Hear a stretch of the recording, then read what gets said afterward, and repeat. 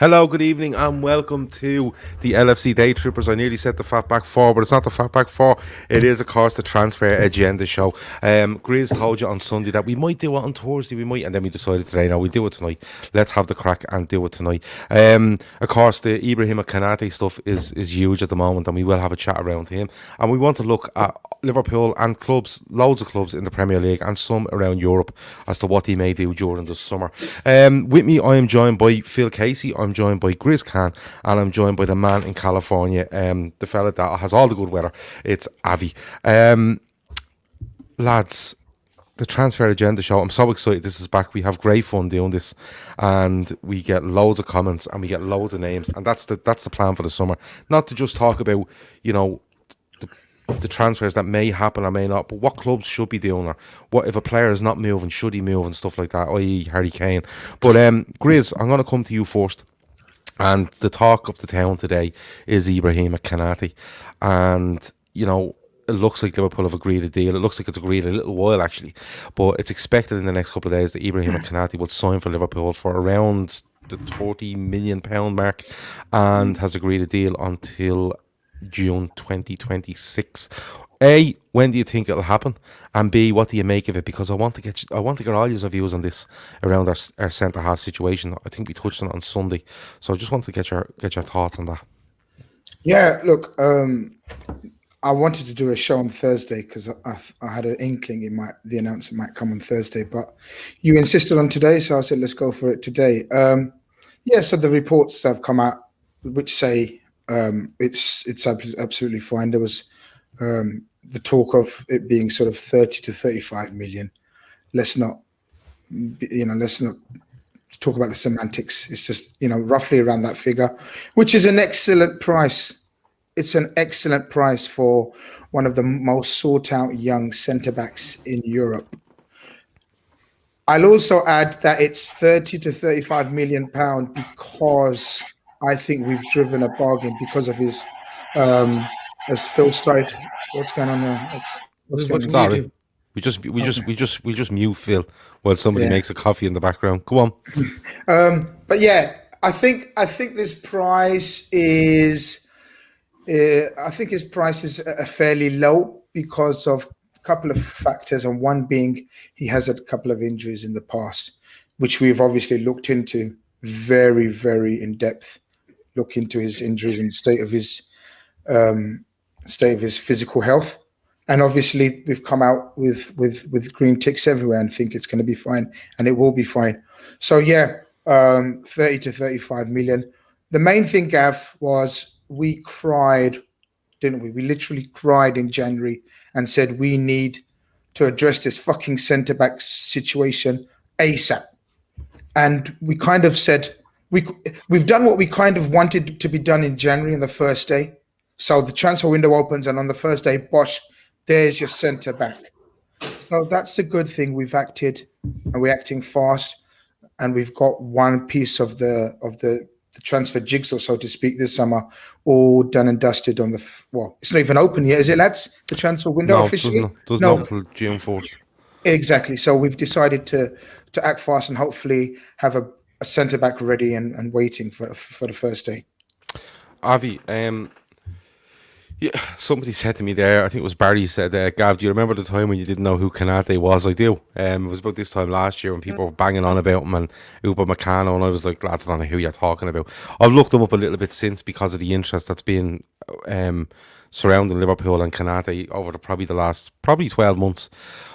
And Joseph Ankel says, Liverpool wouldn't go into this signing without being 100% on his muscle issues.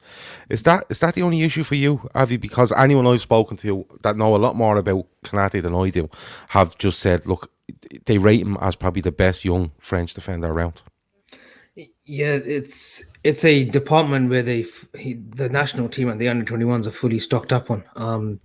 He wouldn't be my first choice. I think my first choice would be Jules Koundé of Seville, but I can understand why we have gone for Konate with the price, the youth, and I think the way he carries the ball out as well, and he's got fairly good speed as well. He's actually good in bursts, so he is a good defender. His positioning is a bit dodgy at times, but look, that can all be ironed out. He's 22.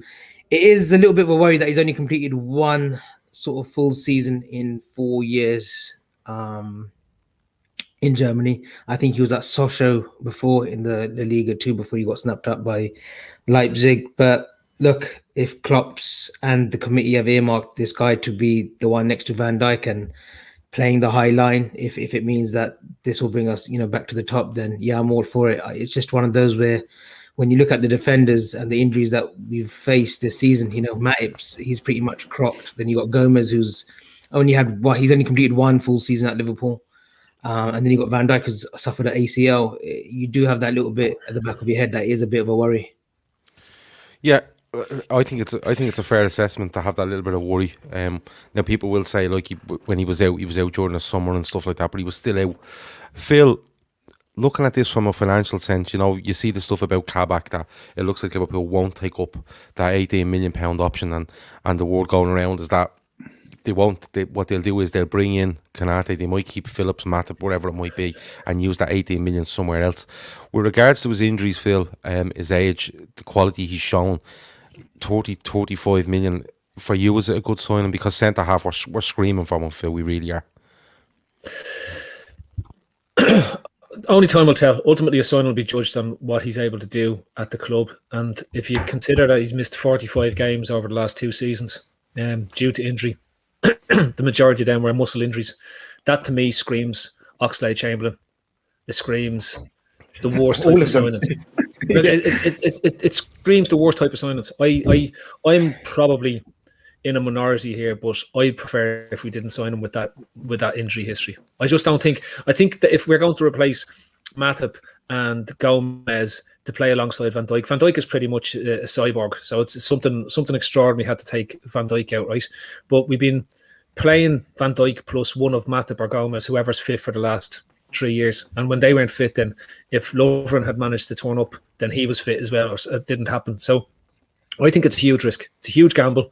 The only bit that I'm looking at thinking that, given his age, is it one where it's a bit like a Stevie G, where in his first 3 or 4 seasons with Liverpool, he was injured a lot, right? And some of that comes through the fact that you have under 25 players can still be going through significant growth spurts and growth patches with their muscles, and has that caused some of these muscle injuries that I'm not quite sure what the main one was. He missed from October 19 to May 2020. Now I know we have lockdowns and stuff like that and what's going on, but he still misses that period for Leipzig. So I'm just wondering if when you have a look at these type of injuries, they're the worrisome ones. If it was a broken leg, I can sort of get around it. If it's it's even if it's a cruciate, and once there's no repeat of that injury, you can tend to get around it. You can see a player adjusting or readjust to how he comes back from the injury.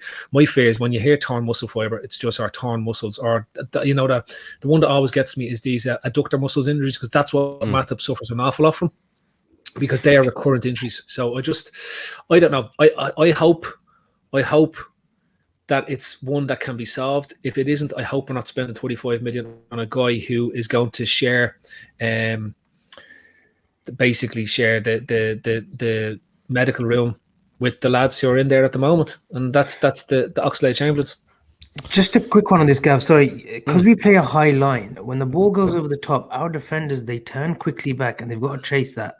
And sometimes if you already had like hamstring issues or muscle injuries, that's not an easy sort of take. With Van Dijk and Gomez, they've been relatively good. With Gomez, it's just been sort of clashes or like complete breaks or ACLs. Impact injuries, yeah, just like Van Dijk was. So they usually, touch wood, they've been so good. They've been, during the Champions League campaign and the Premiership campaign, they were brilliant on the high line. But with people like Konate, you've got to actually sort of maybe, I don't know how you can train that, or can you condition that, but you've got to be careful, because when the ball goes over the top and they've got to quickly turn, run back or sprint, that's when your hamstrings can go. We saw it with Michael Owen a lot. When that ball was, against Leeds in '99, when that ball was played over the top, he sort of his hamstring went, and he was literally never the same player. So just to add to the worry factor and sort of make everyone go mad in the chat and think, what the fuck have we bought? It's also a hip injury that the main concern is around. His main injury, I believe, was a hip injury, and then few niggles offset off that. So it's a hip injury, but apparently we've done a very thorough medical check on him, and we have been doing since around the Liverpool game where he didn't play against us, lads. He was fit and he didn't play against us, which obviously some people raised a few eyebrows at the time. Became suspicious, but we've asked for his medical history. We've looked really deeply into it. Naturally, because we're shitting ourselves paying this kind of money for what, as Phil says, could turn out to be an injury dud, and that's the last thing we want, especially, for fuck's sake, especially in the centre-back area. I think our checks have been absolutely thorough, and I think it's very much a case of how Phil alluded to, because he's a fucking grown lad. He's 6'4". 6'4", yeah, I was about to say that. He's an absolute monster. So I know he's 6'4", but he's only 22 years of age, Chris. So he's still Gav. So he's still growing out. So you can give him by 25. Well, 24, 25. So the Steven Gerrard theory makes sense. I think, obviously, from a layman's point of view, but from the professional experts' point of view, they've done their thorough checks, from what I've been told as well. Ramis Khalil says, "Hey lads, any chance LFC go for Tielemans, or is it Basuma for us? Also, what do you think about our centre back situation? Does Matip stay now that Kabak is leaving, or not staying?" Ramis, I'm going to answer that now. Poor Scouser Tommy says Stevie's injuries were all down to the way he walked. His gait was all wrong. Once adjusted, he was fine. There was loads of stories around Gerrard at the time that he was that. Why are you laughing at? You just laugh at the word gate, don't you? He got electric gate, so he's sort of... No, it's gate. The way he walks, fuck off. But like there was loads around Gerrard that he was actually grown too fast for his age and stuff like that. He was, and it was causing them big issues with his back. Yeah, but do you know what, Phil? I'll come back to you because 35 million seems an awful lot of money in today's money because of COVID and stuff like that. Ordinarily, you go, you've seen some awful defenders go for 30 million, but they must have done some massive checks on him, Phil, and be extra confident in him. Ability-wise, I don't think it's in question, but he must have been, because when you look at the likes of, say, Per Shores or Ajax, they couldn't get in the side towards the end of the season, and I thought was brilliant against us in the Champions League twice this season. You look at Botman at Lille,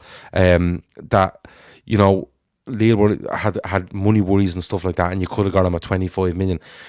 To opt for this fella, Phil, they must have done some serious checks on him and be extra confident, because everyone's going to be careful the way they spend their money, I suppose, this summer. I have no issue with if the club has identified that this is the guy they want, then as far as I'm concerned, they've won the right to make that decision based on the signings they've done. Like, even take the last summer signings, so you have all the Nappy crew all gone mad over that we won't spend €1 billion on players, but like, we signed Thiago and Jota. Who's going to say, is anyone out there possibly going to say that those two signings weren't a massive success for us? You know what I mean? Outside of their injuries, yeah.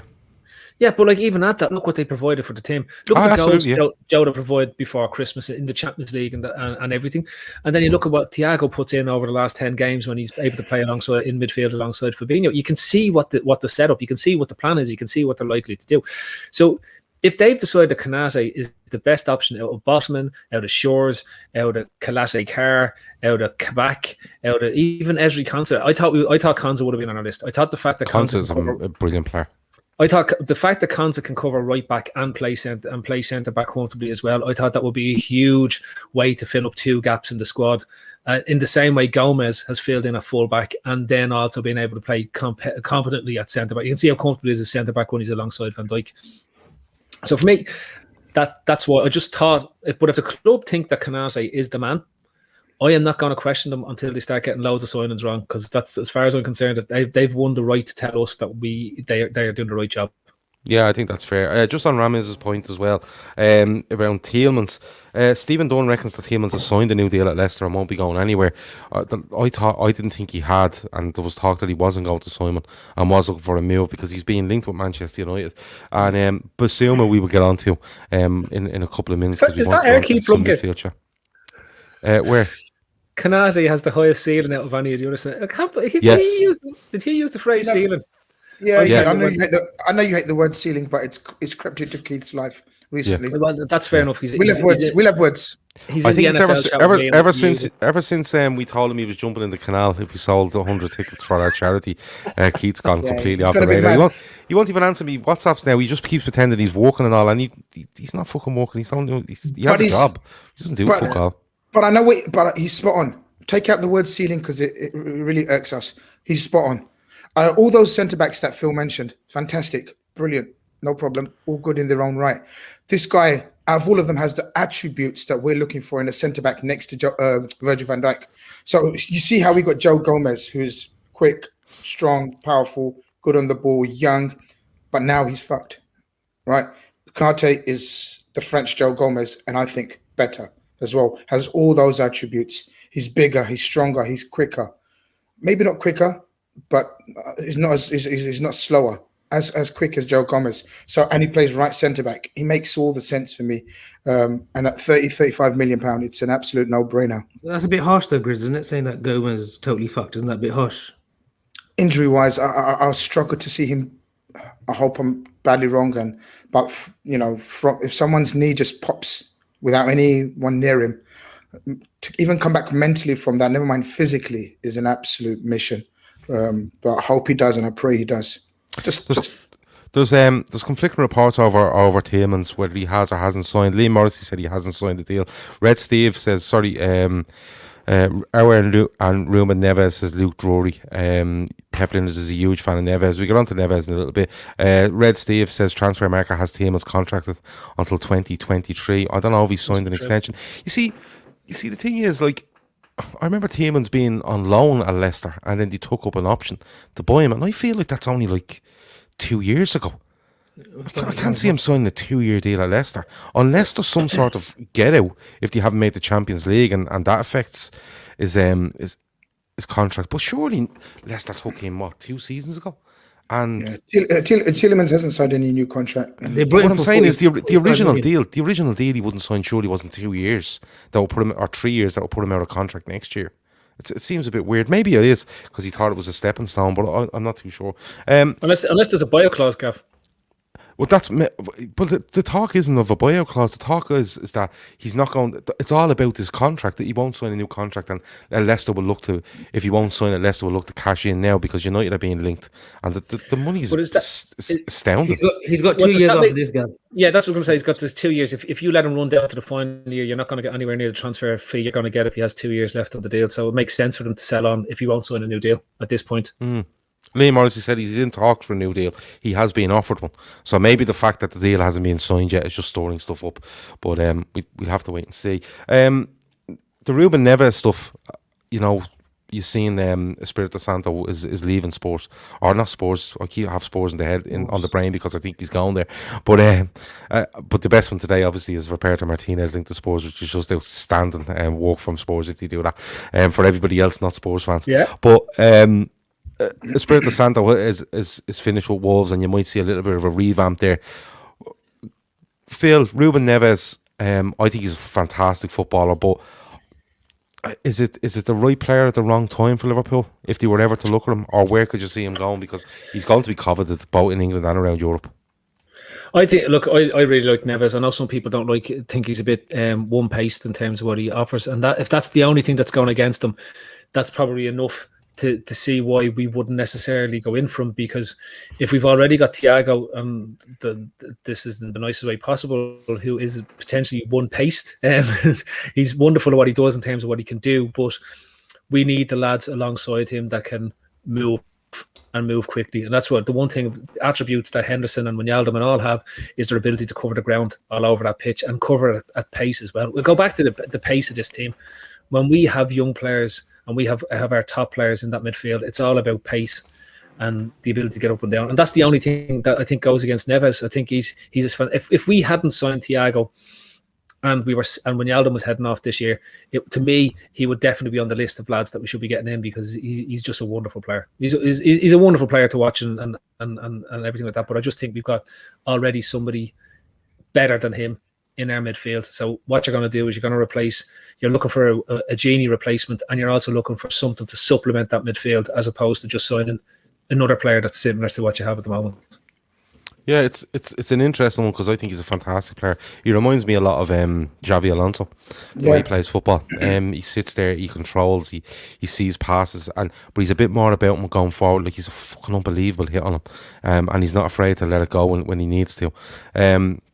But the Neves one is interesting. He won't be short of suitors. Grizz, I'm going to come to you because this name keeps popping up now in the chat, and I'll throw it in there before we get on to one that I had on my list. It's Gravenberch from Ajax, young player, tipped to be a possible junior replacement. And then I've seen something today that a couple of articles suggesting that Curtis Jones will step into the to replace Gini Wijnaldum. It's an interesting conversation to have, isn't it? Because this midfield for me is, I think there's going to be a lot of questions asked about it over the summer. Who goes, who stays, and what way we go into next season. But what do you make of Gravenberch or Gravenberch or whatever it's bleeding? Gravenberch. We done a couple of talent. What was the scouting shows? Yeah. In the summer, didn't we? And his name came up, and I don't know whose player he was, but it came up, and since then I've been watching him. He was you did a report on it. That's right. It was me. Yeah, I knew that. Who done that report? That's good. You got someone else to write it for you. That's why you're confused. Yeah, you got me to do his homework for him. Yeah, that makes sense. So yeah, it was my player, so I know everything about him.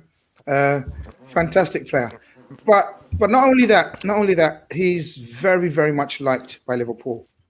We're trying to do a kind of set up a deal where we can get him in the future. He won't come just to this season. Ajax just won't let him go.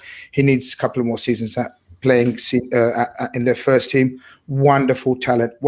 I totally see him in a Liverpool shirt in a few years' time.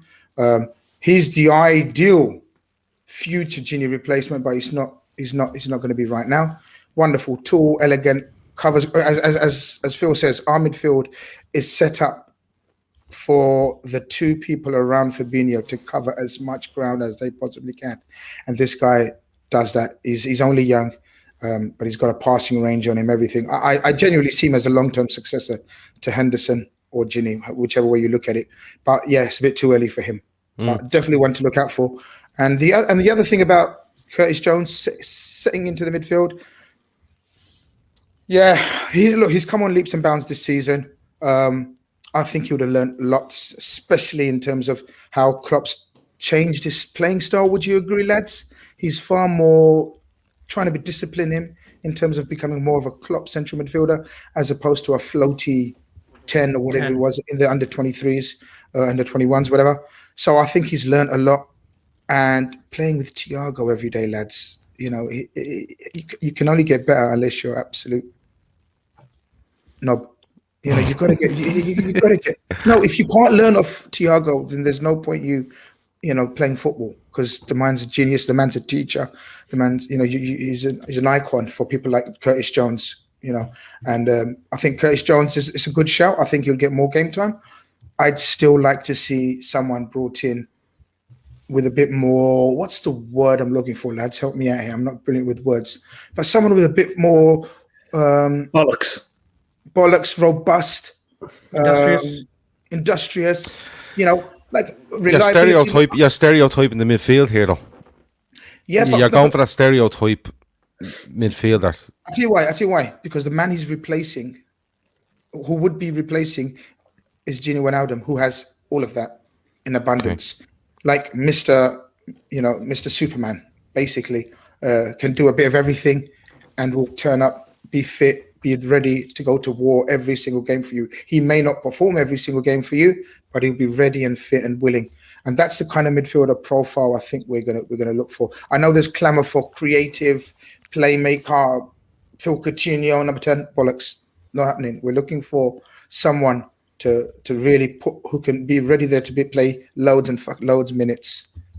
Barry Devaney says Gravenberch agent said he's too young to move, yet he wants to develop at Ajax further. Do you know what? If I'm Gravenberch, I'd stay at Ajax for another season at least. And the only example I would use for that is Donny van der Beek going to United. Because I think they have ruined. Absolutely, and maybe he moved a year too early. I don't know, but you seen him the year previous in the Champions League. He really came to, he came through and shone, and then he had a season, and then he went. And I just look at him and I'd have him at Liverpool any day. I've said it loads of times. I'd have him at Liverpool tomorrow. But I think if you look at Donny van der Beek and move to a big club like that, and you're Ryan Gravenberch, you're saying, do you know what? I'll give it another year. I'll go that extra year and see what happens, because the grass isn't always greener, and then big clubs can swallow you up. And I still think he can be the best midfielder at United. I really, really do. But just to get back to the centre half stuff, Van Dijk, Gomez, Konate, we presume. Are we all in the Matip Phillips? Are we all in that boat?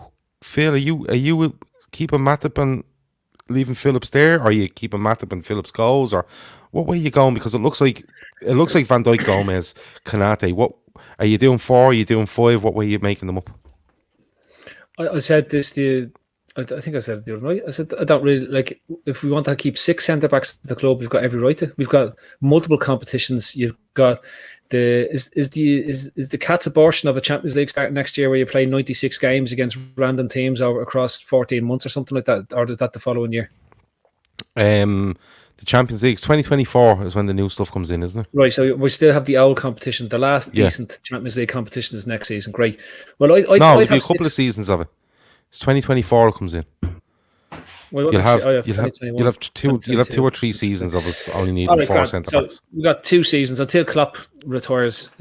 We've got the normal Champions League. Grant. Yeah. On that basis, no, I'd go with I'd like to have 6 centre backs, because I think Gomez solves a problem for us. I think Gomez, plausible though. I think if Gomez is fit and available when he comes back, he's a viable option as cover for either fullback. So if you're going to use him as cover, and Klopp has used him as fullback cover before, so if you're going to use him as fullback cover, along with, then you need to have at least 5 centre backs, because if Matip stays, he's not going to be able to. He's not going to put in 20 games in a row. So you're going to need to have alternatives. Obviously, Konate being brought in, they're viewing him as a potential starter. So if you have Konate, you have Matip, and you've got Van Dijk, then what's wrong with keeping Phillips and Williams? Williams is a kid. Williams is like, I said it last night, the abuse that Williams is getting for being a 19-year-old kid who stepped in and played very well for us in the majority of games he's played for, what he's developed in a team that doesn't have an established centre-back across most of the season, is mad. Because if we signed Williams and he had put in those performances, we'd be saying, actually, there's a bit there, let's keep him, let's not sell him. You know what I mean? Or even would he do it if he was Ben Davies coming in and doing that. Yeah, that's a fair point. Yeah, it is a fair point. If he was Ben Davies coming in and performing like that, you would say, you know what, he done all right, didn't he, for £1 million, I suppose. Yeah, so that's a fair point. Jordy T says, thoughts on Ward-Prowse, played 2 full seasons in a row, and comparing his and Genie's statistics, they're very similar, even defensively. I think he's a cracking player. Ward-Prowse, I think the dead ball stuff is an added element to his game. He's excellent off a dead ball, corner, free kick, whatever it might be. Really, really good. I think he probably deserves a move out with Southampton. When you look at, I think they finished 15th or 14th, and they haven't kind of kicked on under Hasenhüttl, but you never know. He could stay there, and you could see him again next season and pushing on. But he's definitely somebody that I think clubs higher up the division would be looking at. To me, he looks like an absolute. He looks like, if the top 4 or top 5 didn't go near him, I think he's an Everton signing. I really do. I think an Everton signing. And Grizz, you and Avy might have an idea of this, but like, everyone is fixated with a Genie replacement. Every time they sign a player, they're always slightly different to the player that they've replaced. Yeah, so it's never a like for like. And Jamie said it in the chat there. He said the team is evolving, and you can see the way with Thiago and Fabinho and Hendo, or a combination of those 3 in the midfield. And Jota, because I think he's going to try to get 4 of them on the pitch if he can. We've seen the way he's had that sort of triangle, as not the sort of parallelogram at the top of the pitch, right?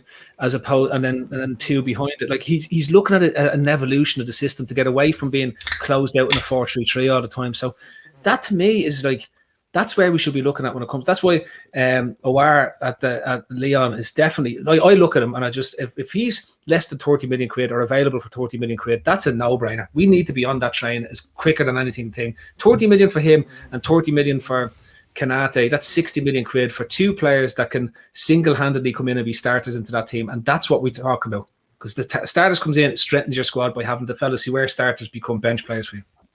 Well, it's an interesting one, and I want to go on to midfield, but it's an interesting one as centre half. the three we've mentioned, and then what do you do with Matip, Phillips, Kabak doesn't look like it'll happen. I think the most likely now is Matip stays and Phillips is there and you go with 5. I really, really do.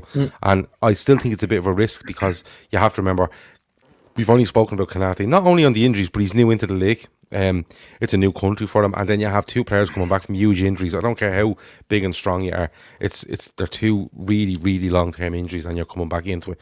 But having said that, they're probably coming back to training levels now, so they have got the summer. It's not like they're arriving in July and then, will you be ready by August? So they have got a nice bit of time.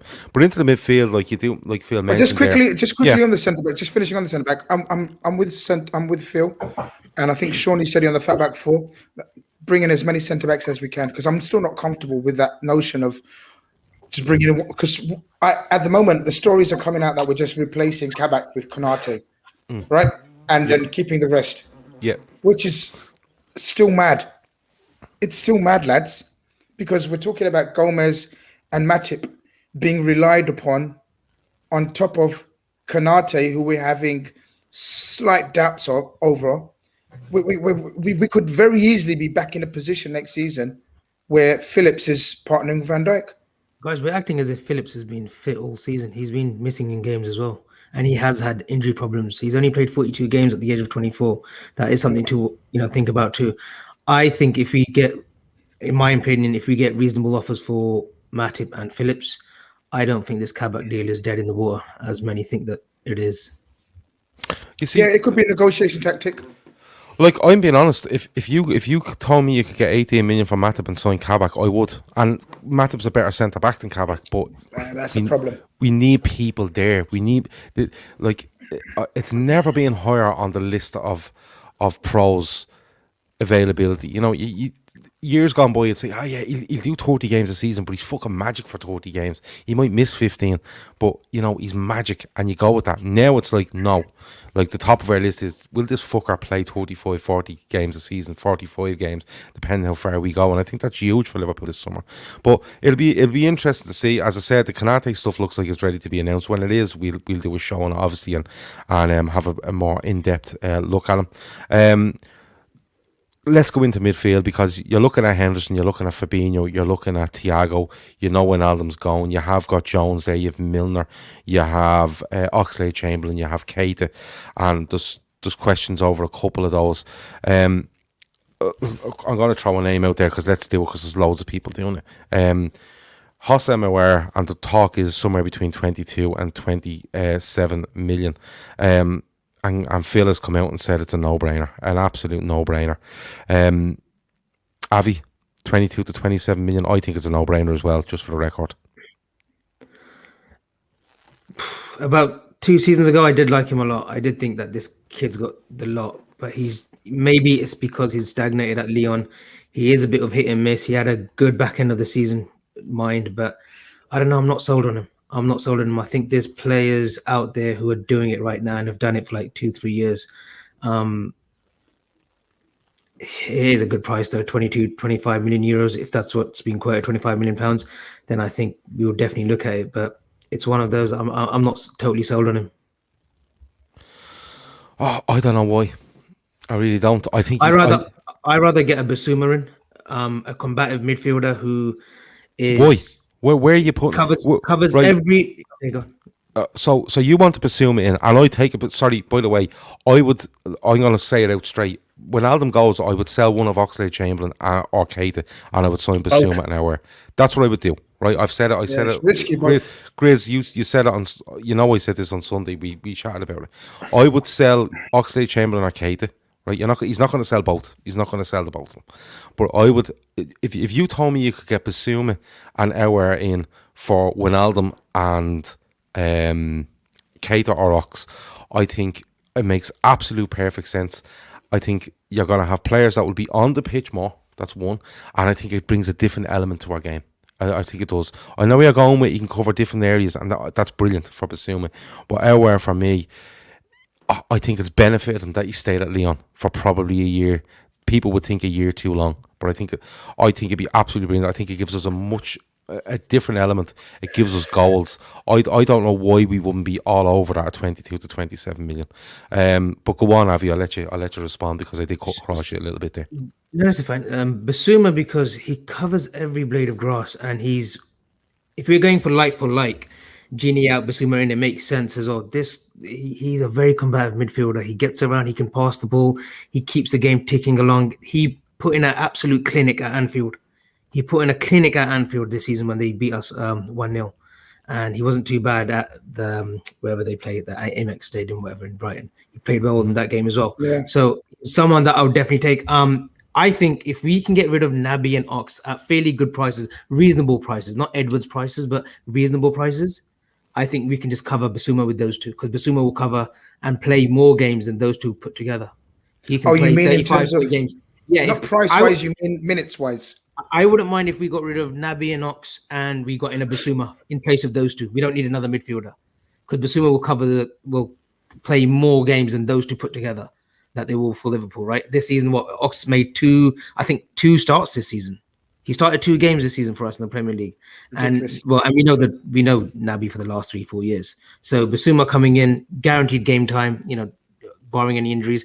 I would actually go all out and buy Sporting Lisbon's Pedro Goncalves. He's the name next. I mean, he's the next star. He is the next. I think he's going to be much better than Bruno Fernandes. He's a pressing machine, especially under Ruben Amorim, the new Sporting Lisbon manager, who's brought their first title, I think, in 25 years. He's been absolutely fantastic. I sent Grizz a link yesterday on the style of football that they play, and he's an absolutely pressing machine. He literally presses everywhere. He's like a Luis Suarez in a 10. And I don't think Aouar has got that in him. I don't think he can press like this kid can. Grizz, right? So I'm gonna name a midfield unit for you. Fabinho, Thiago, Henderson, right? Basuma, Jones, Aouar, and Ox or Keita. I think that improves us. Without doubt. Of course it does. It absolutely improves us. Look, I loved Gini, and there's not going to be any disrespect shown from me to Gini. But actually, there might be right at the end. Fuck's sake. Because I think it's the right time to not give him a new deal. Because I think we've obviously identified someone 7-8 years younger, and someone probably on half his wages, the wages that he was on already, which was about 75,000. It makes all the sense. For that, Basuma fits the profile. Wage-wise, he'll be absolutely comfortable with what we would offer him. And 7-8 years younger, fresher. I like your Hossam Aouar shout. I think we 100% are in for him. 100%. It makes I think David Maddock done an article on sort of how we've been scouting him for the last 2-3 years. But I will say he has not progressed as many would have expected. And also his manager was slightly unhappy with him. Not his manager, the sporting director of Lyon was slightly unhappy with some of their antics, attitudes, etc., which Klopp may look at, but I don't think that would be a problem for any player under Jurgen Klopp. You straighten yourself out. If you've got any attitude issues, you keep them at home. You leave them at home when you go to meet Jurgen Klopp. So look, stylistically, they're slightly different. Look, the players that we were linked with. Let's look at it's very different. So we've got Basuma, Aouar, and we've got Neuhaus. 3 major links for midfield. Neuhaus from Borussia Mönchengladbach. Now, Aouar and Neuhaus are more creative type, good on the ball, technical players. And then Basuma's your combative, decent on the ball. I'm not dismissing his ball skills. Which one do you think, Gav or Phil? Which one do you think more likely is needed in the squad right now? Well, now I'd like to say exactly what you said, Gav. Ideally, I'd like Basuma and one of the other two, or the more progressive, more creative. But that would mean getting rid of the fellas that Phil hates, and I think most of us, not hate, but in terms of they're no good to us. Ox and Naby are absolutely no good to us. If we could get offers to get rid of them, then I think Basuma and one of Newhouse and OR fixes us simple. But Well, I wanted to Really pull get it to off it, Phil. I know he's not a fan of Ox. He's not a fan of Keita. But I know Basuma has been linked with Arsenal. Apparently, he's a boyhood Arsenal fan, and Arsenal seem fairly confident on the fact that they will get him. Having said that, if Basuma, I don't care who he supports. If our Liverpool come in for you, you don't go to Arsenal. It's as simple as that. They're a shit show. But Phil, clean slate. We know when Alden is leaving. You have got those players like I mentioned, Milner, Jones, Ox, Keita, Fabinho, Thiago, Henderson at the moment in that midfield. What would you do with regards to outs and ins, and who would you put in? Without just saying just sell them two fucking Egypts, because I don't want you to say that. But who would you look at? It doesn't have to be Basuma or Aouar. It could be anyone that you'd like to look at. What would you do? I've always had a thing for Zakaria in Mönchengladbach, right? And we've had a look at him a bit. That he's a bit on the Basuma model. Another destroyer. Do we need another destroyer, Phil? I think we do, Grizz. I think where we do. This is why I think the Basuma shout makes sense, because if anything happens to Fabinho, you've got a gap in the midfield, because Gini used to sit in there. Hendo can sit in there, but Hendo is over 30 and he's picked up a few knocks. So and he's an 8 now. He's not a 6.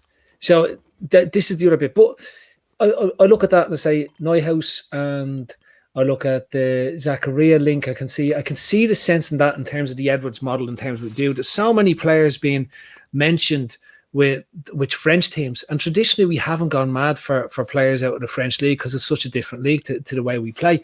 The Portuguese link in terms of Goncalves, that can, but I think he's going to be, honest to God, if we sign him, I think he's going to be groomed as Firmino's replacement, and not as a midfielder, somebody who's going to be that different option as a centre forward, as opposed to not your natural centre forward, somebody who can stuck in and do everything that's there. So I just think there's something there. But in midfield, look, in terms of outs, I get rid of Keita. Guy's a yellow belly. He has no guts about him. He's dialed in performances.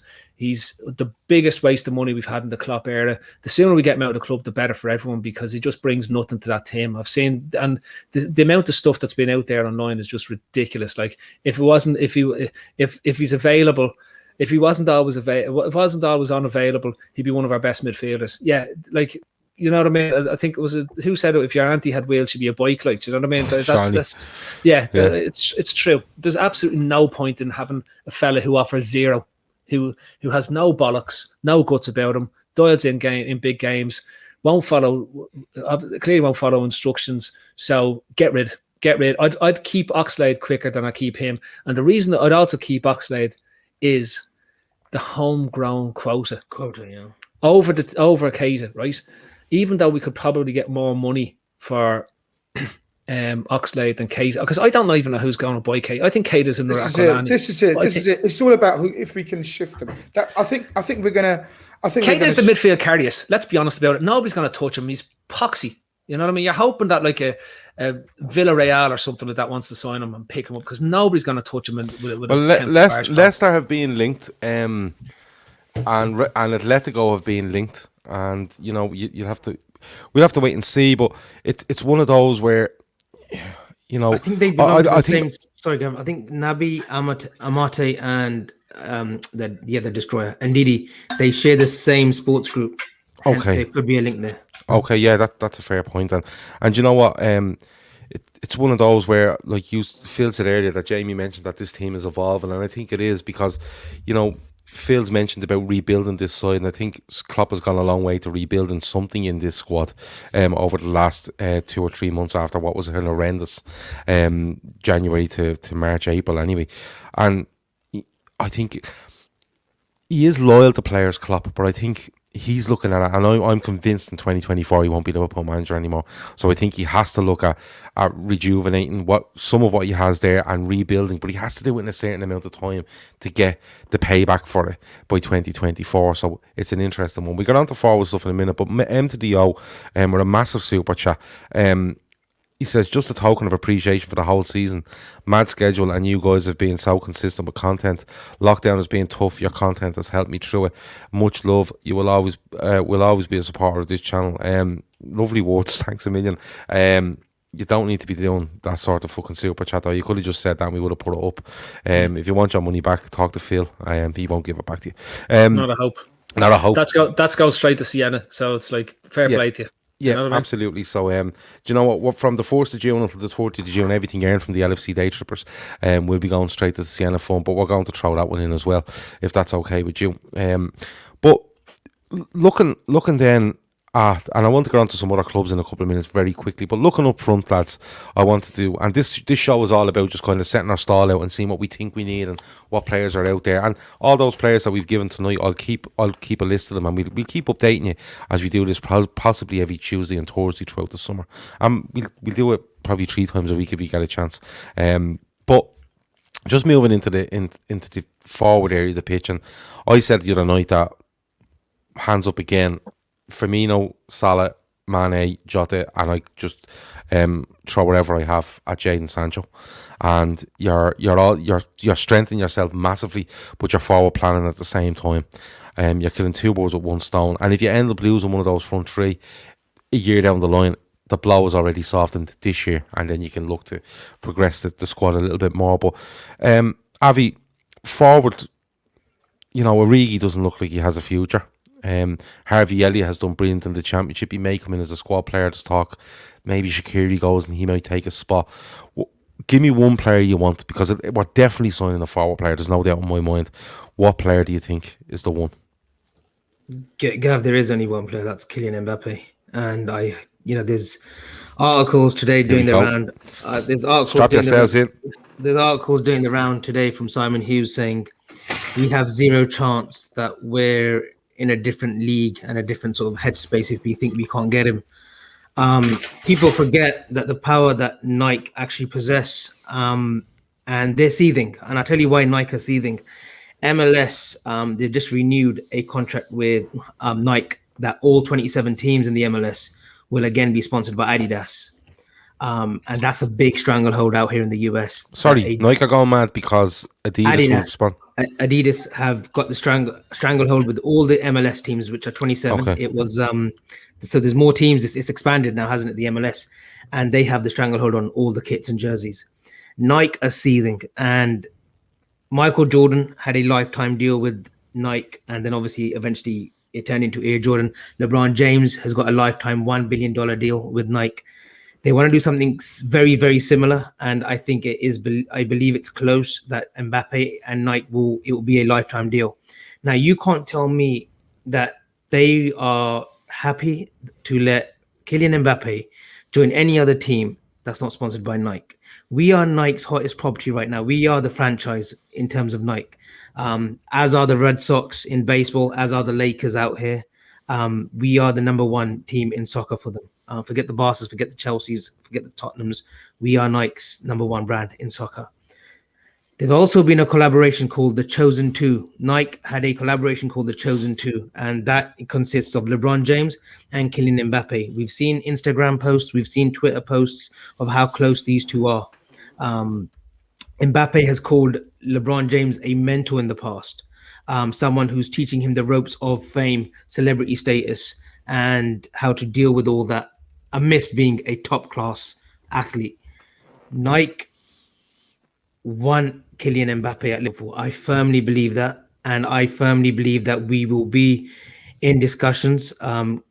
Grizz has given me some snippets, and we will definitely be there's only one striker for me in my eyes, and that's Kylian Mbappe, and at the moment it bodes well, but let's see what happens. You've got to also mention that his father, Wilfred Mbappe, he has a very watchful eye over his son and his youngest son as well, Ethan. They don't want to be brought out by the Mino Raiolas or go with money agents or super agents, as we like to call them. He does have a watchful eye, and for them it's about structure and how to make him the best. Messi and Ronaldo's career is dwindling down now. The next 2-3 years it is going to be about the next superstar, and Nike believe that they have that in Kylian Mbappe. Well, I'll tell you something. You have people in the chat absolutely delighted with themselves here. There's loads of yeses for Mbappe. KP says, Avy is selling us a dream, and I'm buying Mbappe in 2021. Avy is absolutely stoked the flames there. But Ravdeep Singh, Grizz, comes back with, as much as I want Mbappe joining Liverpool, don't you think the wage difference will cause a problem in the dressing room? And I'll obviously throw a bit on top of that as well. It only gets done if we sell one of the big three, would you say? That's a fair shout. I wouldn't totally disregard and disagree with that. And I also wouldn't be totally against that, Gav, as you know. We've discussed this many times. Yep. The only person in this team, the only two people in this Liverpool team that I wouldn't sell to get Mbappe are Salah and Virgil van Dijk. Yep. Period. So anybody else, anything else, if it assisted, if it helped, if it meant we get Kylian Mbappe, then I would do so. Look, Avi's made some tremendous points, absolutely fantastic points there. And we often disregard this side of business, and we often forget who we're owned by. Businessmen. Businessmen, you know, live and die for business, making big business calls. Sometimes more than their football calls, as we've seen. Sometimes big businessmen, especially ours, don't understand football as much as they obviously understand business. Kylian Mbappe would be equally as a tremendous business decision as a footballing decision. And this is what keeps the hope alive. Whoever says, and I'll sort of, you know, a rebuttal to anyone says, oh, there's no way we're in. There's no way we're not in for him. There's absolutely no way we're not in for him. That doesn't mean we would get him. And that's not me covering bases. I'm just, you know, giving my opinion. Okay, no problem. Take it as an opinion. But there's no way Liverpool, under the stewardship of FSG and Nike, let the next, probably, would you say, £1 billion investment for Nike get away from them. They literally wouldn't. They will do everything they possibly can. And I think everything that we've done in terms of marketing with Nike, etc., it's been strategically done with the hope and ambition to lure one of the biggest Nike athletes out there. Now, I know some people will start saying, but then Sancho is also a Nike athlete, I believe. And I think Phil said it yesterday on the forum, if I'm not mistaken. I think Phil said that they're likely to go for a Sancho because it's half the price, and they think that he could probably get near enough the same productivity. Am I right? Phil, something like that. Yeah. And, you know, there is absolutely, that also makes sense. But if they want to make a real statement and a real splash in the footballing market, in the footballing world, in the business world as well, we keep forgetting that side of things. Everyone keeps talking about his wages, etc., and his cost, everything.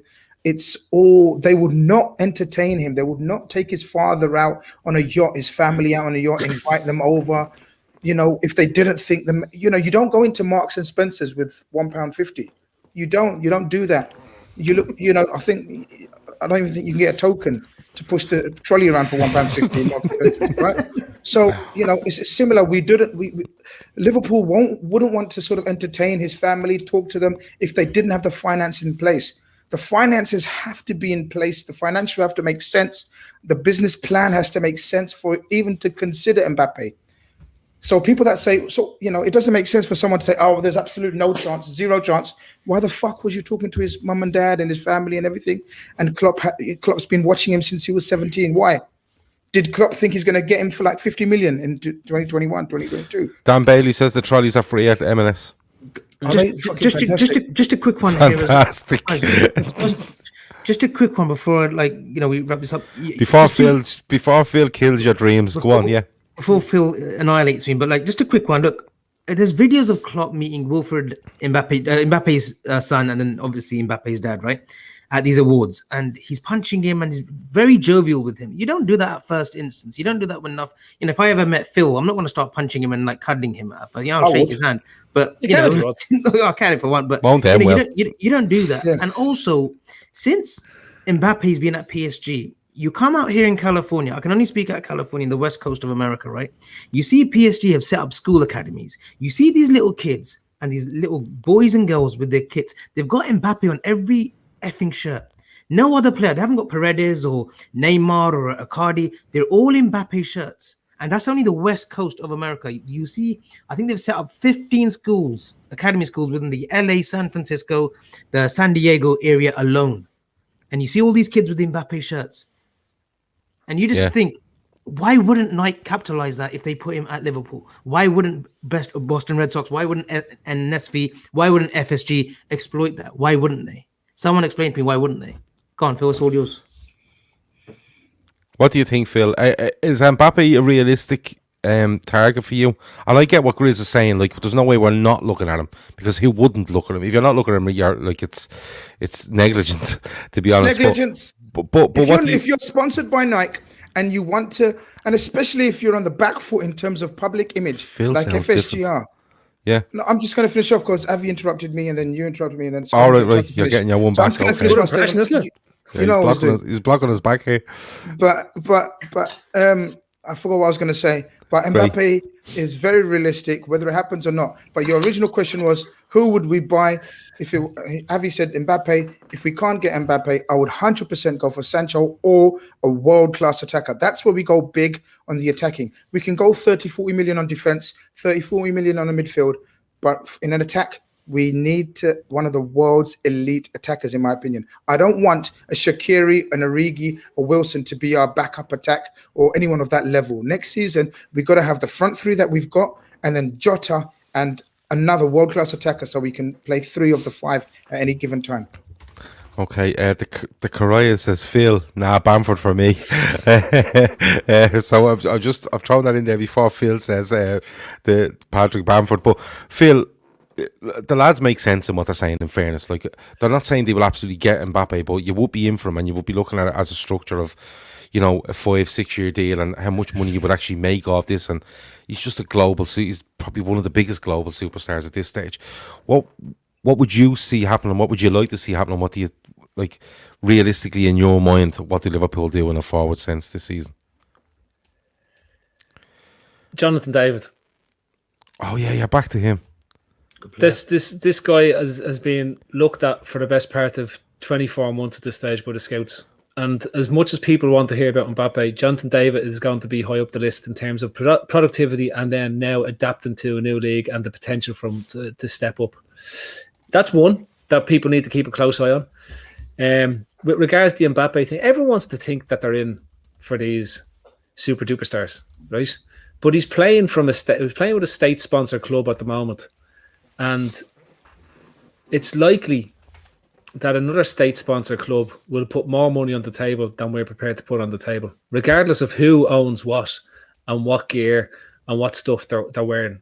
And ultimately, when it comes down to it, I hate using the euphemism of my other favourite sport, the NFL. But it's all about money, baby. And when you're going to get players in the room, it's all about money. And when we talk about projects, Pep has his project.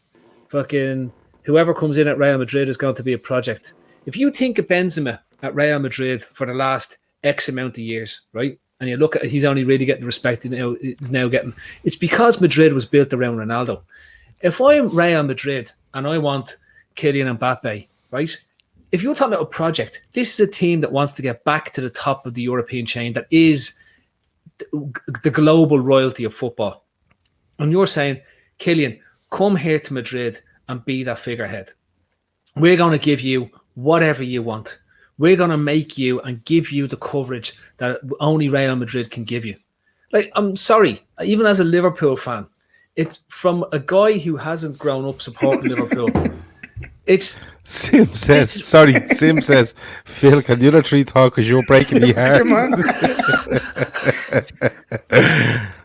I love this. Madrid are broke. The last time Madrid were broke, they sold their training ground to the council for all their debt, and then the council leased the training ground back for like €5 for the next 200 years. Like, do you know what I mean? Like, lads, park this idea that Barcelona's broke and thing is broke. No, exactly. I agree with you. If Madrid go to a bank and say, look, give us another 300 million loan, this is the last loan we ever take of you, but we'll give you, I'm telling you now, the thing we're investing in is going to be worth 1 billion in 3-4 years.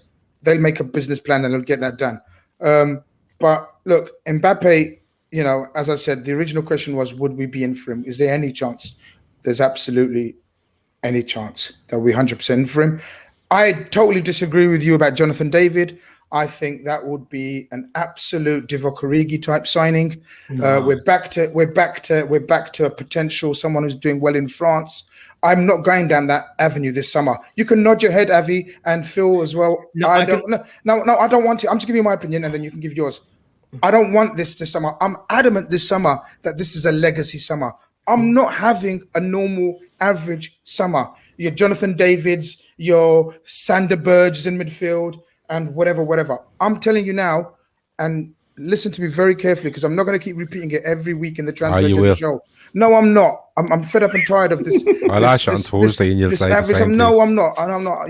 I'm serious today. This summer, we have to lay the foundations of a new spine. Jonathan David is not going to be your future striker going into the next 4 or 5 years.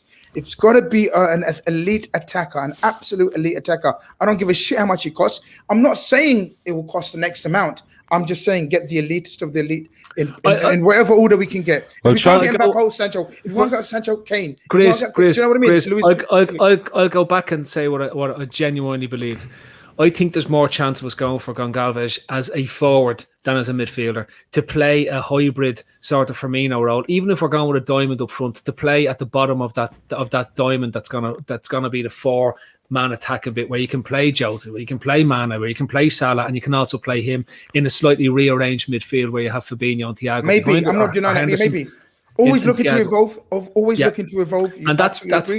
And that's where I see a 53, 54, 55, 56 million pound signing from us, right? The last time we spent more than that, we basically brought 2 nailed on geniuses. Colossus, yeah. In Alisson, game changes, right? Phil, game changes. But what I would say against that is, and look, I'm not against Gonçalves or whoever it might be, and the Mbappe stuff is quite stirring, and the Sancho stuff, I think, what went on with United last summer was a joke, I think, and I genuinely think Liverpool went in for him to get him.